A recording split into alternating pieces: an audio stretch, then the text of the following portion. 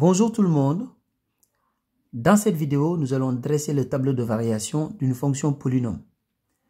Alors, lorsque vous devez dresser le tableau de variation d'une fonction polynôme, il y a un certain nombre d'étapes qu'il faut suivre.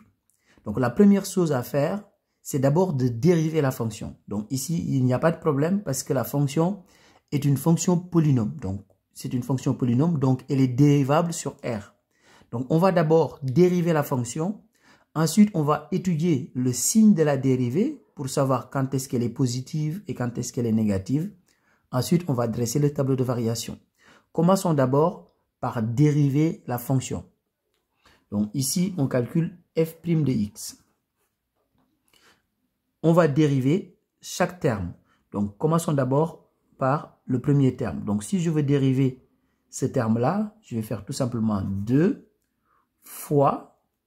Donc, si je prends x puissance 3 et que je dérive x puissance 3, je vais obtenir 3x au carré. Maintenant, je vais dériver ce terme-là. Donc, je vais avoir plus 3. Donc, si je dérive x carré, c'est 2x. Donc, je vais avoir 3 fois 2x. Alors, moins 12x, si je dérive moins 12x, je vais avoir moins 12 tout simplement.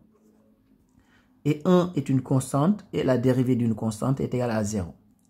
Donc ici, maintenant si je fais les calculs, je vais faire 2 fois 3x carré, donc ça fait 6x carré. Donc plus 3 fois 2x, 3 fois 2x est égal à 6x, donc moins 12. Donc voilà f' de x, qu'on peut d'ailleurs factoriser. Donc ici, je peux déjà factoriser par 6, parce que je dois simplement étudier le signe de f' de x. Donc ici, je peux déjà factoriser par 6 parce que tous les coefficients sont des multiples de 6. Donc ici, je vais avoir 6 facteur de x carré plus x moins 2. Donc si je redéveloppe, je vais obtenir exactement cette ligne-là.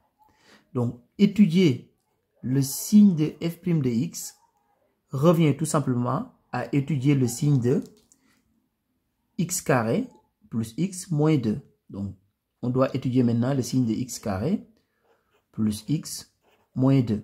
Donc ça, c'est une fonction polynôme du second degré. Donc, ce qu'on va faire, on va calculer le discriminant delta et on va trouver les racines.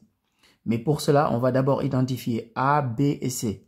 Parce que ça, c'est la forme ax carré plus bx plus c. Donc ici, a est égal à 1. Donc, c'est comme si on avait 1 devant le x carré parce que x carré, c'est la même chose que 1x carré. Donc, ici, b est égal à 1 aussi pour les mêmes raisons. Donc, ici, b est égal à 1. Et c est égal à moins 2. Donc, delta est égal à b au carré moins 4ac. Donc, ici, maintenant, on remplace par leur valeur. B est égal à 1, donc b au carré, qui est égal à 1 au carré. Donc, moins 4ac. Donc, 4ac, c'est 4 fois a fois c. Donc, moins 4 fois a est égal à 1, fois c est égal à moins 2. Donc, si on calcule maintenant, donc ici, on a 1. Là, j'ai un signe moins. Là, j'ai un signe moins. Donc, si je fais la multiplication, je vais avoir plus. Donc, ici, plus. Et je fais 4 fois 1 fois 2, ce qui est égal à 8. Donc, je continue ici sur le côté. Donc, ce qui veut dire que delta est égal à 1 plus 8, qui est égal à 9. Donc, delta est strictement positive. Ça veut dire qu'on a deux solutions, x1 et x2. Donc, delta est strictement positif. Donc, calculons d'abord x1. Donc, x1, c'est égal à moins b moins racine de delta sur 2a. Maintenant, on remplace par leur valeur. B est égal à 1, donc moins B est égal à moins 1. Moins racine de delta. Delta est égal à 9. Racine de 9 est égal à 3, donc ici moins 3 sur 2A. 2A, c'est 2 fois A. Donc ici, A est égal à 1, donc 2 fois 1 est égal à 2 tout simplement. Donc si on calcule, donc x1 est égal à, donc si on fait moins 1, moins 3, on trouve moins 4. Moins 4 sur 2, c'est égal à moins 2. Maintenant, on va calculer x2. Donc, x2, c'est exactement la même chose, sauf que ici, à la place de moins, je vais avoir plus. Donc, ça veut dire que là, j'aurai moins 1 plus 3 sur 2.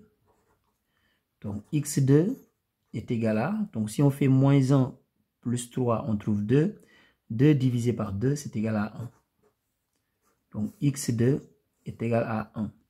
Alors, maintenant qu'on a trouvé x1 et x2, on peut dresser notre tableau. Donc, x... Là, on est sur R, donc moins l'infini plus l'infini. Et je vais placer les deux valeurs que je viens de trouver. Alors, ces deux valeurs-là vont annuler la dérivée. Donc, là, j'ai moins 2 et 1. Donc, ici, je mets f' de x. Et là, je vais faire f de x.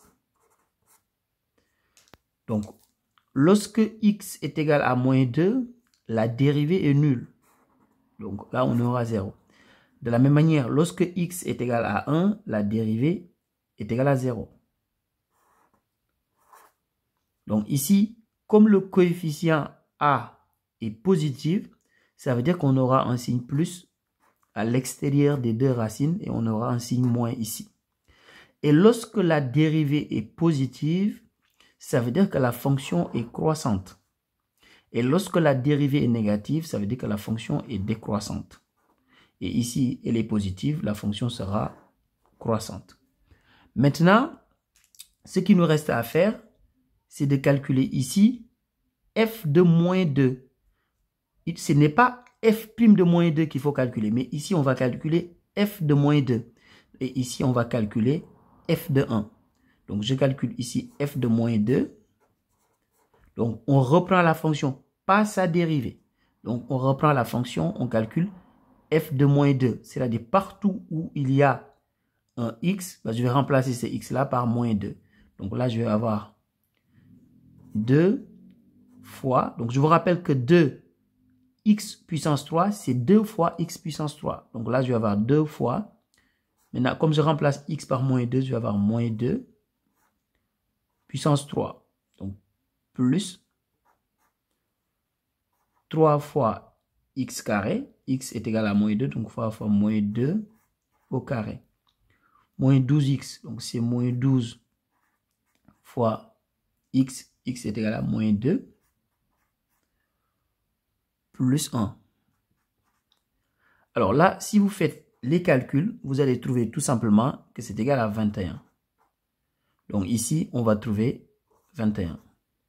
De la même manière, on va calculer f de 1. Donc si vous calculez f de 1, de la même manière, donc je vous laisse faire les calculs, vous allez trouver tout simplement moins 6. Donc ici, on aura moins 6.